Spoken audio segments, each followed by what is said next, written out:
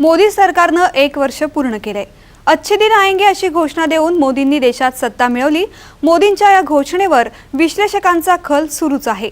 पण सरकार म्हणून 1 वर्षात आम्ही यशस्वी ठरलो असं केंद्रीय मंत्री अरुण जेटली सांगतायत।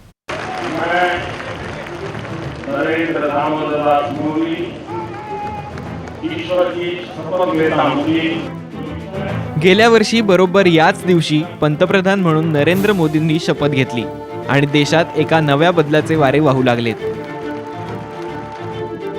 पण मोदी सरकारच्या काळात खरोखरच विकास साधला गेला का या प्रश्नाचं उत्तर अजूनही मिळू शकलेलं नाही। दुसरीकडे मोदींच्या मंत्रिमंडळातले मंत्री मात्र सरकारची कामगिरी समाधानकारक असल्याचं सांगतायत।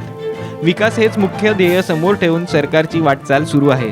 मोदी सरकारनं गेल्या वर्षभरात कारभारात पारदर्शकता आणून देशाला गतिमान केलंय।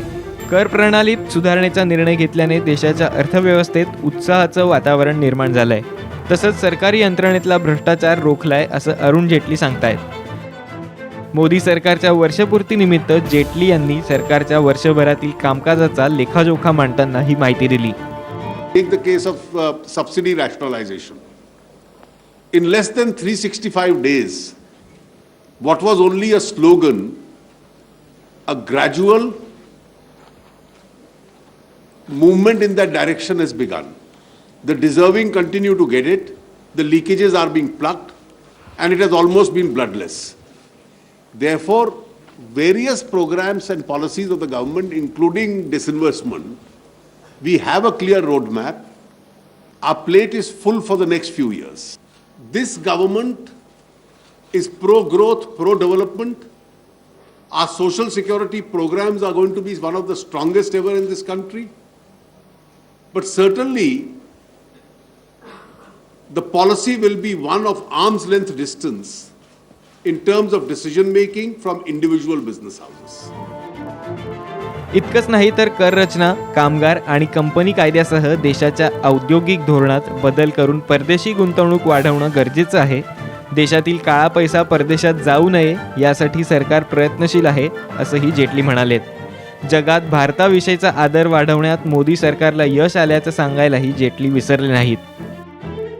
जब तेल कंपनियां तेल खरीदती हैं तो उन्होंने तेल का ऑर्डर दिया $80 की कीमत पर, जब बेचने लगी तो दाम $60 था।